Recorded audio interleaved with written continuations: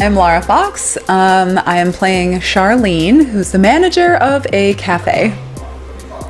And I'm co-producing with Ashley Rogers, the playwright. So first of all, I've been lucky enough to do a couple staged readings of this show over the years, but I have always played Sharlene, the cafe manager. And I love this part because she's very driven. She basically has blinders on in terms of like success and climbing the corporate ladder and being in charge and just like furthering her career.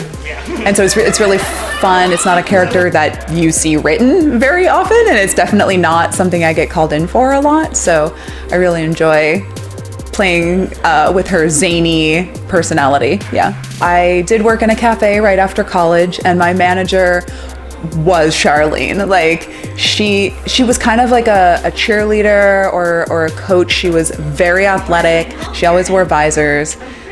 She got up super early. Like the cafe opened early anyway at like 5:30 in the morning, but she would always work out before coming to open the cafe. So she was getting up at like 3 a.m. easily on a daily basis and just always like the Energizer Bunny, like we got to do this, we got to do that, we got to do this, and like bouncing off the walls and very, very enthusiastic about all of the corporate rules and regulations.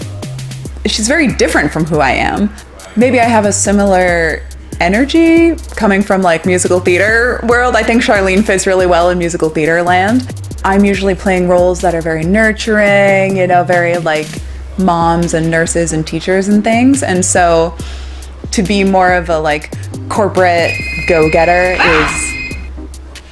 is fun. It's energizing to play someone who's energized. Like it's contagious, you know? Yeah, I kind of stopped counting how many different day jobs I've had once I got to like 15, but since college, I've probably worked 20 different day jobs. I think as an actor trying to live in big cities, I've lived in Boston, Seattle, and New York. It's always taken multiple jobs to afford where I'm living and, you know, trying to feed myself, and at different times having cars and paying for gas and stuff.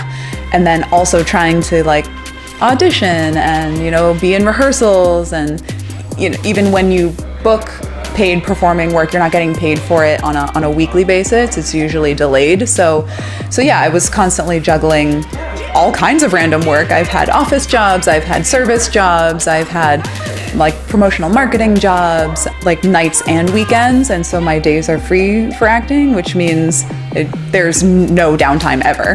Like it's just around the clock you're doing something.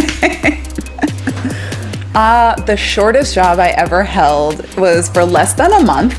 And I had a paper route. I was delivering newspapers, and it was around my mom's neighborhood, and it was right before I was moving to Seattle, so I was trying to save money, and this was a job that was happening between like 3 and 6 in the morning. So in my mind, I was like, great, it's only 3 hours and it's in the middle of the night. So that means like the rest of my time is free. I can do I'll get all this other stuff done. But no, instead it like truly destroys any kind of sleep pattern, because you can't sleep enough. You can't go to bed early enough to be able to get up at like 2 and start your day and stay up for the rest of the day. And you definitely also can't just like stay up all night through 6 a.m. and then try to go to sleep at 7 in the morning when everybody else is like starting their day. So that was physically destroying me. I was trying to deliver these papers, and you're trying to do it as fast as you can, and sometimes you can chuck them out the window, but sometimes you have to like run up on people's yards or up their stairs and put them inside. Like everyone requested something different, and literally I'm racing around in the dark on, you know, pothole streets, and I got a flat tire. At like 4 in the morning, I hit a pothole and my tire exploded.